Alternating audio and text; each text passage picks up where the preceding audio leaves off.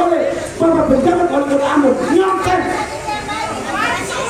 Puluhan warga negeri Batu Merah menggelar aksi orasi di Gedung Balai Kota Ambon Senin 13 November 2023. Dalam aksi tersebut mereka menuntut penjabat Wali Kota Ambon, Bodewin Watimena, untuk melaksanakan keputusan Dewan Adat Saniri Negeri Batu Merah nomor 01 tahun 2020 tentang penetapan mata rumah Parentah Nurlete. Selain itu mereka meminta untuk melantik Kepala Pemerintah Negeri Batu Merah definitif yang telah dikukuhkan secara adat oleh Dewan Adat Saniri. Pasalnya, sejak 30 Maret 2022 lalu Dewan Adat bersama masyarakat adat telah melaksanakan pengukuhan atau pembayatan adat Raja Negeri Batu Merah atas nama Rabati Nur Nurlete secara adat. Pantauan tribunambon.com sekitar pukul 10:30 waktu Indonesia Timur di lokasi, terlihat puluhan massa yang didominasi ibu-ibu menyerobot halaman Balai Kota Ambon.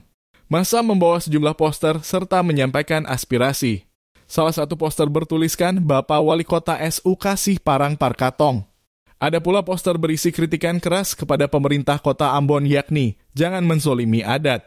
Aksi tersebut dikawal ketat oleh puluhan personil aparat kepolisian dan Satpol PP Kota Ambon.